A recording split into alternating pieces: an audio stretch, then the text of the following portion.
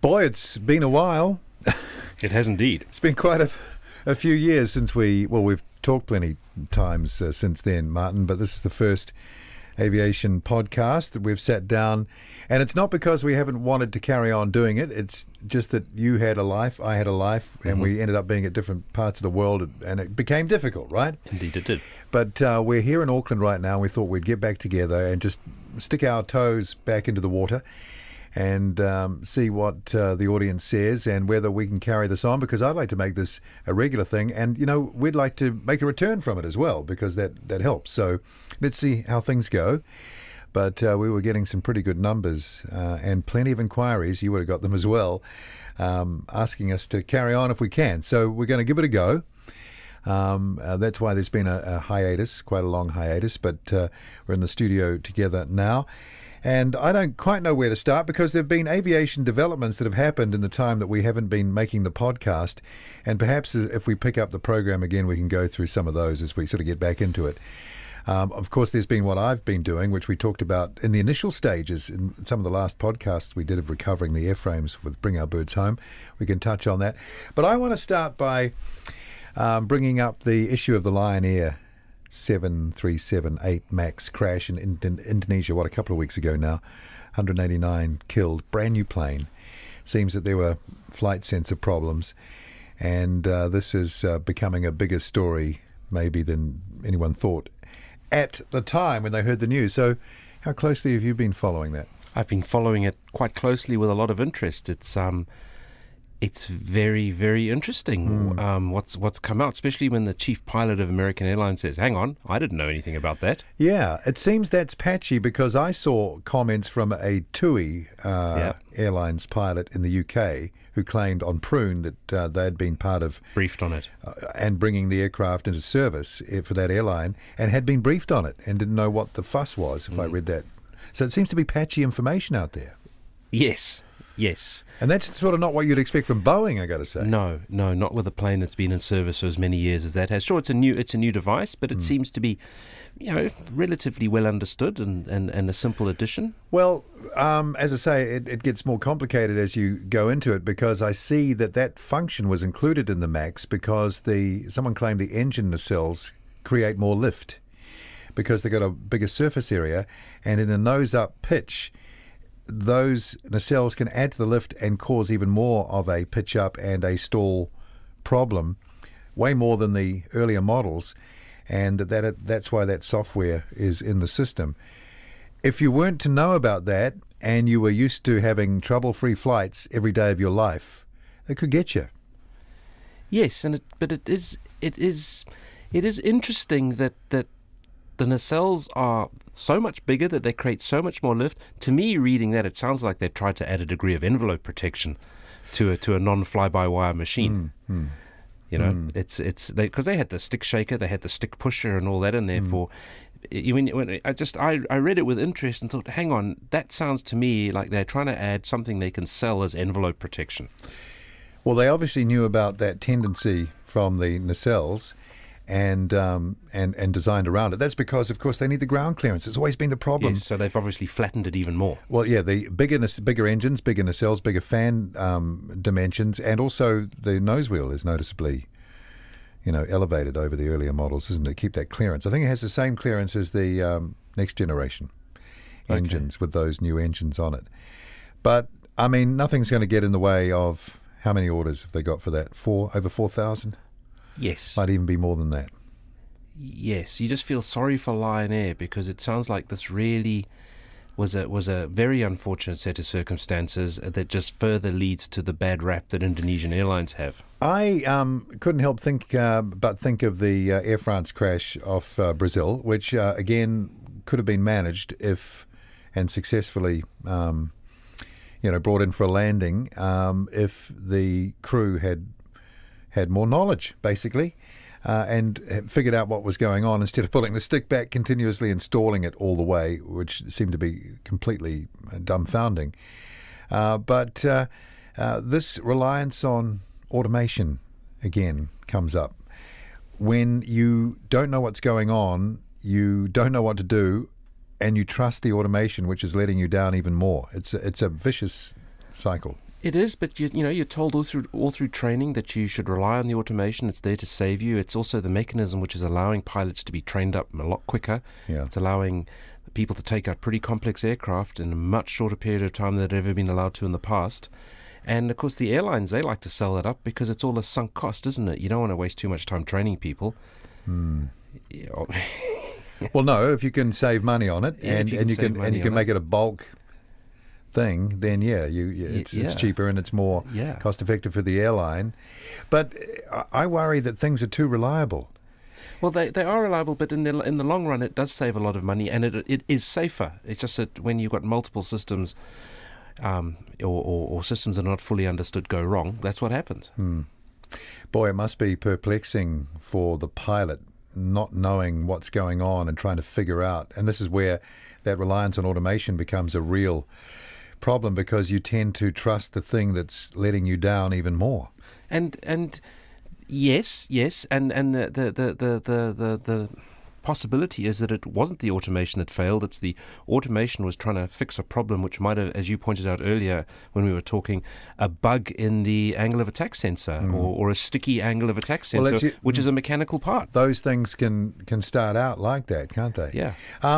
But again, with that aircraft, if I read the whole thing correctly, was having problems 4 days ahead of that flight. Well, there is that, yes. It had, and this doesn't help the airline. It had numerous issues. And yes. And they reckon they'd followed all the procedures and put it back in the air. The flight that crashed had an engineer on it because he was being sent with to witness the problems firsthand, so to speak. Oh, dear. Yeah. Anyway, I don't think it's going to affect sales of the MAX. I guess Boeing are in for a lawsuit and will have to pay some money, I would imagine, to... If they had affected sales, Airbus wouldn't be where they are now. Remember when the A320 ploughed into the trees during a demo flight? Yeah, only a few weeks after going into service. Yeah, well, that hasn't affected things. So let's leave that. Let's get on to Airbus. Airbus, yes. Well, first of all, great to see the A321neos starting to show up in New Zealand. Great plane. And when I was at the airport the other day, a brand new PW1000G geared turbofan engine went past all wrapped up in tarpaulins on a little trolley. Yeah. And my son recently flew in the A220. Oh, okay. From Budapest to Zurich. The C series. The C300 it was on his... And when we were talking about it last, it was still Bombardier. He was very, very impressed. Big windows, super quiet, and he loved the 3 and 2 seating, 3 seats aisle, 2 seats. Although there are some interesting noise complaints coming out of Zurich, they've got the biggest fleet in Europe.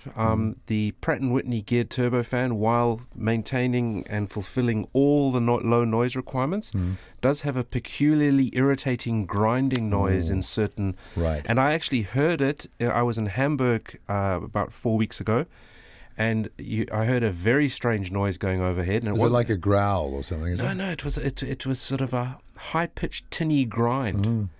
And apparently that's the noise the Pratt & Whitney geared turbofan can make, and that's what Airbus were testing over Hamburg. I wonder if that's going to potentially annoy... Well, it's quiet. Passengers. It's just it's more of an unusual noise than a disturbing noise, but it is unusual. It's not a whine. It's not a windy noise. It's it sounds like the old Rolls Royce, how they had that the RB211 growl, like that, but higher pitched. Oh, not so good. No, it wasn't. It's not the sound of power. A great product line to add to Airbus's lineup, and saved Bombardier basically. Yes. And Boeing should have taken them. They should have. I think it'll be very popular. And I mean, my son's not hugely interested in aircraft, but he said it was a very nice way to fly. And he loved the windows. They were big. And it's 5 abreast, isn't it? Yeah. Just like the old days. Yeah, and they can make a bigger one. They can make a 180-seater, the CS500, which would be the 230. I don't think we're going to see any in this part of the world for a while. It would make a lot of sense. You've got these regional centres getting busier and busier. And Airbus we're a customer now. And you could get more sectors a day in. Okay. Another successful aircraft, well, it's going to be, I think it's going to be sort of quietly successful, is that A330neo. Delta's taken a whole lot more. Yeah. Yeah. Now, why? Because they've taken the same number of A330neos as they've deferred of A350s. What's going on there? Cheapest chips, and of course, Air New Zealand's going to buy all the A350s. So that right, frees up production slots, right? Well, no, interesting point, because Singapore, I just saw one of the first photos of their A350 ultra long haul, whatever they're calling it, returning from Newark to Changi, looking pretty good. Yeah. I mean, that in New Zealand service is there's a lot of doable destinations there. New York, Chicago, anything on the eastern seaboard of the US is accessible with that aircraft, isn't it? In certain configurations from New Zealand, and even further afield, other countries.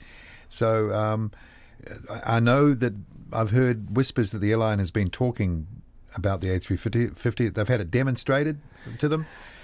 Wouldn't be surprised if you saw that. I hope it's nicer inside than the 787. The 787's a fantastic looking plane, and I like flying in it. But man, it's tight. What about 9 abreast? It's a shocker. Perth to London? Well, I think that's premium economy and business class. Yeah. It's load limited, so they're not cramming as many people in. But the Air New Zealand 787-900s, I wouldn't want to fly to America on one. The ones that are flying, have you seen? There's been maybe half a dozen of them sitting at Auckland without engines. I drove past there the other day, all engineless. Yeah, not good. Yeah.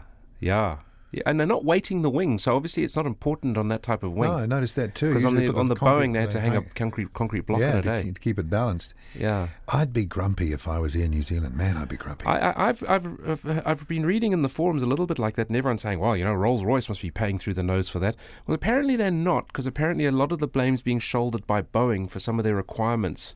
So they placed requirements on the engines, which Boeing, which over and above what Rolls-Royce committed to supply.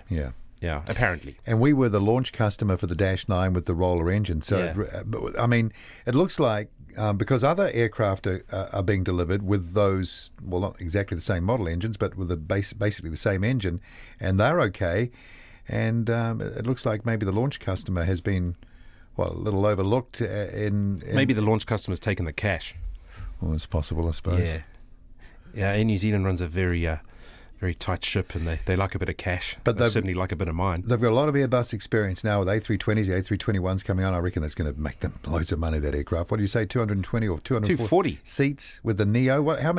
How better is that on fuel burn? It's 30% better than the 757 that they're replacing one for one in America. I mean, that's what the airlines are saying. It's slightly over 30%.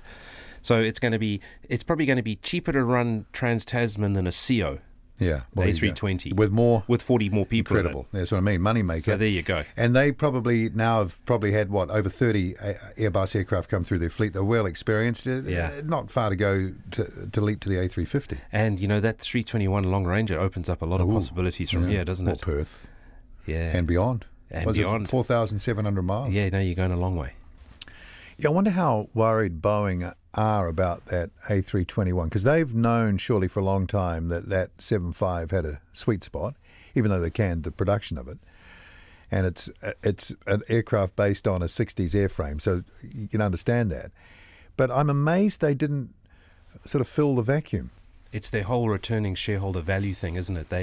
I think they battle more than Airbus does to free up capital to go and chase new programs. Look how long it's taken them to get that middle of the market plane going. Yeah. And the longer they go on and on about how they should do it, will they do it, all Airbus has now got to do is put a new wing on a slightly lengthened A321, call it the A322, and they're taking 260 people 5,000 miles. And they don't need to do anything with the undercarriage? Nothing. Underfloor loading? No, they can put another 6 inches on the engine apparently without doing anything. Yeah. So, it happens, and it often sounds like we think that, it certainly probably sounds like I think that Airbus has got the advantage, and I think short term they do have the advantage in terms of product. Well, I remember when we used to talk a lot, that one of the things that always came up when we're talking Airbus versus Boeing is the phase of the product that they were in.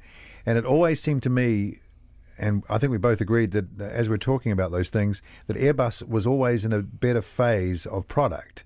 They were introducing models and refining models, because that's their other thing. They're dynamically updating their models all the time. Look at the A330neo and the A320-21. It's a real sign of that.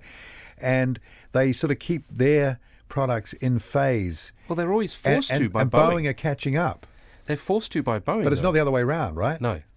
No. So they were forced to do the A320.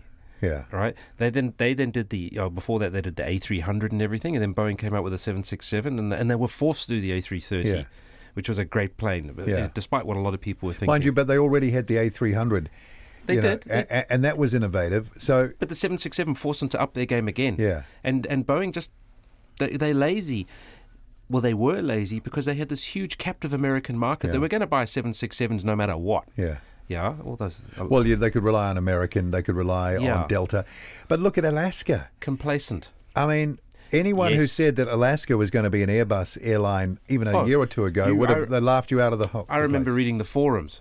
How long will it take for Alaska to scrap the Airbuses? Yeah. They'll never. Or you remember when American Airlines used to fly A300s, and they had that Miami base, and everyone's they're just garbage. They'll never. And they got hundreds of Airbuses. Yeah. Once people start flying them, they like them. Yeah. And I mean, the other day I was walking across. I was walking between terminals, and a A350 was coming in, the Cathay Pacific A350. Oh, that's a Smart. very nice looking airplane. It's a very smart looking It's airplane. a very nice looking airplane All round. I love the wings. Although what I saw in Heathrow recently, there was an Air Canada 787, and they'd painted the cockpit windows black. That's their new livery. That looked nice. Yeah. That looked very nice. Well, of course, back in the old days, the Air Canada livery was all black around the windscreen and nose. So that's sort of going back to... But they're losing the duck another egg blue, era. which I really used to like. Yeah. Yeah, they're going white. But That sort of polar blue, yeah. The black surround looks nice. I think it's quite a good livery. It's nice. There's a great pub in Heathrow right under the threshold. You can sit there and enjoy a beverage of your choice, and the planes are coming over 300 feet. It's awesome. A380. Yes. Well, there's always... because we always used to say its best years are ahead, and I still kind of... but I don't know. No, I don't know. Apparently there is an order on the horizon. Lufthansa is meant to be ordering some. What about A&A? Once they get those in service, they're of a scale that they might say, hey, we like this, we'll take some more. Yeah, I think there's a lot going on behind the scenes. Airbus probably want to try and treat it as their cash cow because they're the only people in the market. I'm sure airlines would like them, but I don't know many that want to spend upwards of $400 million on them. Why not roll out the freighter now? Yeah, I hear. I mean, UPS. Well, I'm surprised that Singapore one didn't get converted to a packet freighter. But, it's the wiring. Hi-Fly took it. It's the wiring. So what, you're just chucking boxes in it? Yeah, maybe. Hi-Fly took it. Yeah. How are they doing with that? That's already been busy, apparently. Although they did have to fly back to get some repairs. Right. They damaged one of the wings. Right. As recently happened in Los Angeles with an Air New Zealand. I saw that. The elevator got sliced up. Yeah, got pinged, yeah. Boy, that must be, once you realise that you've pushed the thing back, that must be a sinking feeling. Yeah, man. How you got to explain that? I must tell you about the flight I recently took to Europe. Got on the Air New Zealand flight here in Auckland. On the way to Los Angeles, there were maybe 40 people in the whole back cabin. 40? Everyone had a row. Wow. Yeah, I slept for like 7.5 Sorry, what hours. airline? Air New Zealand? Air New Zealand. 777. 777. Had an entire row to myself. Well, you're going to get that every now and then. I don't think I'll ever have it again. I was talking to one of the DC-8 pilots a while ago, and we'll get on to why I was doing that with Bring Our Birds Home. And he said when they first got him, no one knew about Air New Zealand as an international airline. Yeah. So they had very few bookings, and they would be flying to, Hong Kong or up to Japan or to Hawaii and on to LA with like 10 people on board. How cool would that be? Yeah. Not for the airline, but for the passengers. Yeah. No, this was so empty. It was amazing. Even the staff were saying, "Wow, middle of October, the plane's empty." And then flying on from Los Angeles to London took 8 hours 52 minutes. Whoa. Yeah. Okay, because usually you're looking at a 9.5, aren't you? Oh, 10. 10. More sometimes. Yeah. 8 hours 52. Wow, big wind. Yeah, Big it was good. tailwind. It was very good. Yeah. Beautiful looking plane, though. I'm Auckland based now and quite often see the 777-300ER flying over. It's very, Big. very impressive. And those G90s make a noise that's distinctive. Very impressive. Very impressive. But A380, I mean, the orders are starting to run out now. They are. And I see that they've spaced production to keep them going for about another 3 or 4, maybe 5 years. But at some point, and there could be a game of chicken. Somebody's just waiting for a deal. I just don't understand why there aren't any American carriers who are taking them. United had a huge fleet of 747s. Yeah. Delta. They were able to fill those aircraft. I reckon if any airline would, it would be Delta. Yeah. But, they're a big Airbus airline now. Yeah, well, that's right. Yeah. big Airbus airline. I wonder how much scope Airbus has for making the price better. I think more that's what everyone's competitive. waiting for. That's what everyone's waiting for. Yeah. Yeah, because as I said, there's constant talk of Lufthansa buying a whole bunch more. Yeah. I'm surprised Qantas hasn't got more. Wow, yeah. They still got how many? 5 747s? Yeah, the ERs. They're going to need replacing. British Airways has actually said they're going to need replacing their 747s. If fuel is cheap, those 747s can go for another 15 years. Yeah, honestly. But it's the product. It's not as nice. It's noisy. Noisy. That's the problem. You don't realise how quiet an A380 is until you get off and get on something else back to back. Yeah. Like you get off an A380, get on a 777, you sit there thinking, wow, it's a lot louder. Right. Yeah. P8 Poseidon's coming to New Zealand. Good choice. Yeah, well, reliable plane, the stable only choice, platform. really. Do people realise that they actually drop missiles and or bombs and fire rockets? They can do. Yeah. I think the back cargo hold is... It's quite a big hold. Yeah, $2 billion Bombay. purchase, and all the aircraft I think retails for about 90 million US. So that's a lot of money in the equipment. Well, it's your 25-year support contract and all of that, isn't it? That's right. Yeah, and every bit of gear in there is like 10 times the normal and a price. simulator and $5,000 hammers. Yeah. Yeah. $1,000 nuts and bolts. Yeah. But that's probably the best. That's the right choice. Well, that's the only choice, isn't it? What else are they going to buy? Yeah. And they've got raked wingtips. I guess that's so they got observation and they don't have a blind spot. It doesn't interfere with the radar. Ah, right. That's why. That's apparently why. So they got 777-300 style raked wingtips. I think they're going to be based at Ohakia. And it's the 8 wing with the 700 fuselage or something, isn't it? So it's I think it's the 8 fuselage. Is it? Though I think they might have stronger gear. Or, I don't know. They're based in Ohakia. Yeah, really? I believe so. Okay. Long term. Okay. Sort of makes sense, really. It's central New Zealand, 4 of them, so we should be able to be keeping an eye on the fishing boats all the time. Yeah, as we know, mostly the fishing boats go out, catch a few fish, and chuck all their litter into the ocean. Yeah, well, hopefully the stabilised camera with the incredible pixel zoom will pick all that up. Yeah. And we can fire a few rockets across the bow just to get their attention. Yes. Anyway, so I'm happy with that. I think that's we need to keep an eye on things, and like you say, what want to get some Russian IL-76 or something. I mean, that would be obviously the coolest solution, but probably not the best. No, okay. And speaking of Russian, how are those other aircraft programs going? They got the A320 competitor, or is it the Irkut 21? Or is it bigger than that? Slightly bigger. Bigger, yeah. Yeah. How's that going? And what about not well. The Japanese, the regional jet they were making, that seems to have disappeared off. Not well. Embraer, they're doing. Okay. Embraer are doing all right, and they've got this tie-up with Boeing going. Yeah. And so Boeing's marketing the KC-390. Right. Or the C-390. They're not entirely sure how well that cooperation is going because the Brazilian state owns a fair chunk of Embraer, and people who I know who have worked with the Brazilian state say it's not great. Though there's been a change there. New president, politics is changing, going a bit more right and maybe a bit more business. Still quite bureaucratic. Yeah, well, it takes a while to slow things down, turn them around, especially if things have been like that for a long time. Yes. But still, they've done well. It's an impressive operation. They've done really well. You see, some guy had an Embraer Bandeirante in his backyard in Auckland, and the council got all fussy because they said you didn't apply for any permission. It's an eyesore. Oh. Would be all right with me. Yeah. There's a couple of broken up Bandeirantes at Essendon Airport. Oh, okay. Every time I go by on the Skybus, I sit on the top deck and try and spy what's lying Essendon, in the yard. Flown on a few Bandeirantes around New Zealand. They were good little planes. Not pressurised, eh? No, but they got along. Oh, yeah. Went up to Gisborne once and I was thinking, geez, they're not bad for a Brazilian product. Who ran them? Air Nelson, I think. One of their early ones, and there was another carrier that was here for a while that had. I read somewhere that Origin Airs, or the name's back. There's an Origin. Yeah, it says a charter, I think. Yeah. Oh, okay. Yeah. So, okay, and now let's, in the final few minutes, bring our birds home. For everybody who has been following that, thank you so much. And we've made some real progress, Martin. And you've got a big Facebook page, right? Oh, yeah, 3,000 members. And I've got the begging bowl out to everyone who will listen because we have a deal to buy. Both of our listeners are ears wide open right now. Yeah, I mean, between them, they would have to donate quite a bit, probably a bit beyond them. But the good thing is that we've got a deal on the 737. We can buy it. They'll sell it to us. Yeah. And NAD is a very significant aircraft, original NAC 73, number 66 off the production line, Wow. pretty early in the first 100. And, of course, it flew the first domestic commercial jet service on the 7th of October, 68 for this country. Where did it go? It went from Wellington, let me get this right. I think it went Wellington, Christchurch, Auckland for a Viscount.